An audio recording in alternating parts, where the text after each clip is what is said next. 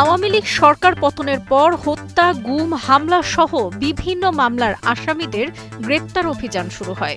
এছাড়া আইন শৃঙ্খলা নিয়ন্ত্রণে আনতে সারা দেশে এখনো বিশেষ অভিযানে প্রতিদিন ১ থেকে ১.৫ হাজার আসামিকে গ্রেপ্তার করছে আইন শৃঙ্খলা রক্ষাকারী বাহিনী। এসব আসামিকে পাঠানো হচ্ছে কারাগারে।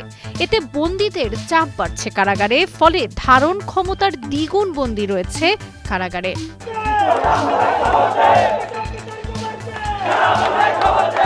কারা অধিদপ্তর সূত্রে জানা যায়, দেশের ৭০টি কারাগারের বন্দী ধারণ ক্ষমতা ৪৩,১৫৭ জন। পহেলা জুলাই এসব কারাগারে বন্দী ছিল ৭২,১০৫ জন, অর্থাৎ ধারণ ক্ষমতার প্রায় দ্বিগুণ বন্দী রয়েছে কারাগারগুলোতে।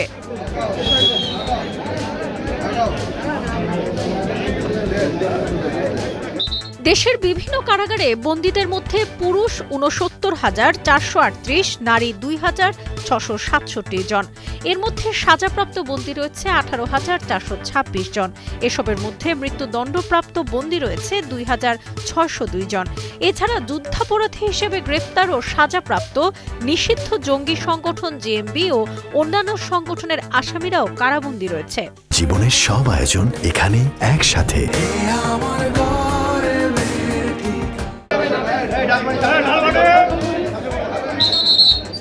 ঢাকা বিভাগে ১৮টি কারাগার রয়েছে।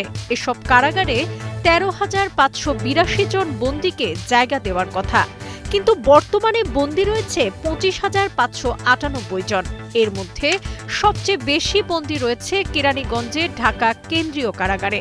৪,৫৯০ জন। ধারণ ক্ষমতার কারাগারটিতে বন্দী রয়েছে ৭,৯৮৭ জন।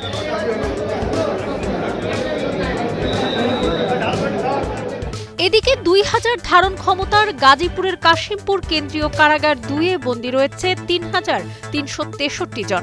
১,০০০ ধারণ ক্ষমতার কাশিমপুর হাই সিকিউরিটি কেন্দ্রীয় কারাগারেও বর্তমানে বন্দী ২,৫৩২ জন। ৫৪০ জন ধারণ ক্ষমতার নারায়ণগঞ্জ জেলা কারাগারে বন্দী রয়েছে ১,৩৩৫ জন।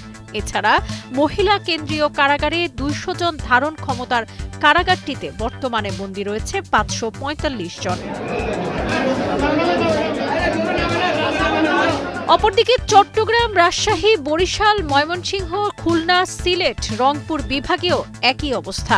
কারাগারের সূত্র বলছে, ধারণ ক্ষমতার চেয়ে বেশি থাকায় বিভিন্ন রোগে ভুগছে বন্দীরা। ঢাকা কেন্দ্রীয় কারাগারের সহকারী সার্জনদের তথ্য মতে, কারাবন্দীদের মধ্যে সবচেয়ে বেশি সমস্যা দেখা দেয় ত্বকে। স্ক্যাবিস ধরনের রোগে বেশি ভোগে তারা। এছাড়া দীর্ঘমেয়াদে হাড়ের ক্ষয়, হার্টের রোগ সহ বিভিন্ন রোগ দেখা দিতে পারে।